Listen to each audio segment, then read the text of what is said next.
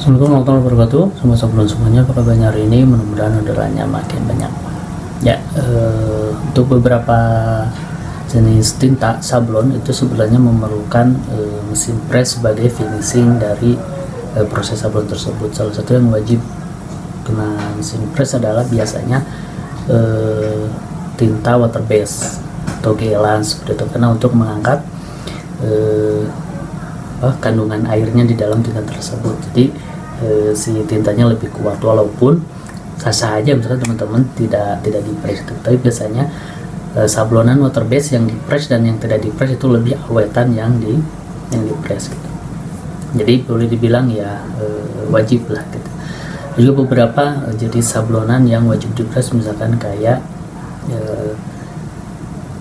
foil, flocking, foam gitu kan, ataupun ya sebagai alternatif mungkin di charge itu kan harus kena mesin press, walaupun masih bisa pakai curing atau hot band. Nah, itu dari kelompok water base. Nah, dari tinta pastisol itu sebenarnya finishingnya cukup di curing gitu atau di hot gun. Jadi asal dia sudah matang sebenarnya aman. Jadi tidak perlu di press.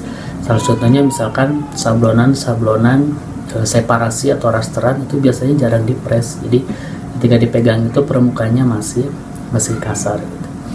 Nah, khusus untuk vektor atau blok-blokan itu sebenarnya tidak di press juga nggak apa-apa gitu. Cuman kita bisa press untuk mendapatkan tekstur atau hand feel tertentu gitu. Biasanya desain vektor ketika di press akan mendapatkan setidaknya dua hand feel, ada yang ngedop atau glossy gitu.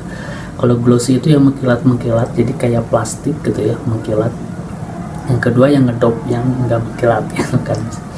Nah, yang kita bahas adalah beberapa opsi atau bahan untuk bukan melapisi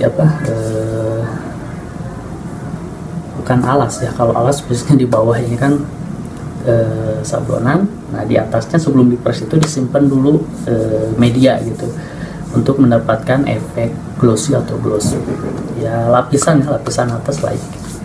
Nah, untuk lapisan atasnya kalau teman-teman mau mendapatkan hands feel ngedop itu biasanya ada beberapa alternatif. Yang ekonomis bisa teman-teman gunakan AVS. Jadi nanti sablonan AVS baru di press. Nanti ketika dibuka hands feel-nya akan ngedop. AVS bisa bias yang baru, yang bekas juga nggak apa-apa sih, cuman hati-hati jangan sampai kena si tulisannya ya. Jadi bagian yang polosnya gitu ya tadi press itu pakai AVS teman-teman bisa. Kekuatannya ya sampai dia sebelum merobek aja gitu. Jadi selama dia masih bagus itu masih terus bisa beberapa desain. Ini yang paling ekonomis. Nah, yang paling kualitasnya lebih bagus lagi yang di atasnya adalah ini. Kalau saya nyebutin kertas roti ya, jadi kayak kertas roti seperti itu. Di toko-toko sabun harusnya ada ini. Jadi ini untuk untuk mendapatkan tekstur ngedop gitu. Pakai kertas roti. Sekali beli ini ukurannya per meter jadi besar gitu, dan harganya cukup murah. Per 10-15 ribu kalau nggak salah. Nah, jadi untuk efek ngedop teman-teman bisa pakai HPS atau kertas roti. Nah, untuk efek mengkilat atau glossy teman-teman bisa pakai, kalau saya pakai ini Stralon. Nah, Stralonnya bisa yang baru, jadi teman-teman beli baru khusus untuk lapisan atas ketika ngepress. Tapi kalau saya biasanya memakai Stralon bekas film saya gunakan lagi karena udah nggak pakai. Saya gunakan untuk alas ngepress itu, bukan alas ya, lapisan ngepress gitu. Cuman hati-hati jangan sampai tadi si lapisan sablonannya jangan sampai terkena tinta di sini. Ini kan si Stralonnya. Nah, ini kan bagian yang ada tintanya nih. Nah, ini jangan gini, nanti si tinta ini malah nempel ke sablonan. Jadi sablonannya warna putih, ininya warna hitam kan, jadi jelek. Jadi harus hati-hati nih. Usahakan bagian yang tidak ada tintanya. Nah, ini untuk efek glossy atau mengkilat gitu kan. Untuk ngedop AVS atau kertas roti untuk glossy teman-teman bisa pakai astral, atau ada juga yang all in one gitu. Jadi ada satu media tapi bisa glossy, bisa ngedrop. Nah ini namanya polyfilm. Nah kalau teman-teman lihat ini teksturnya ada dua sisi.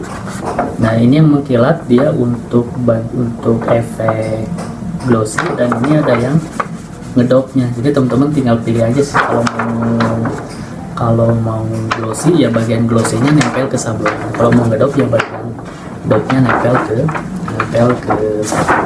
Nah ini ukurannya kira-kira 50x60 lah ya kalau nggak salah. Nah ini harganya sekitar 15.000, dan sama untuk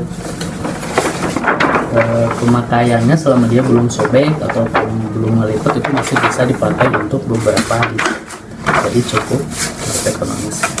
Jadi ya itu alternatif yang saya pakai untuk lapisan atas ketika ngepres untuk mendapatkan tekstur atau hand feel tertentu. Teman-teman masih bisa saya coba sendiri. Oke, saja saat kali ini. Semoga bermanfaat. Assalamualaikum warahmatullahi wabarakatuh.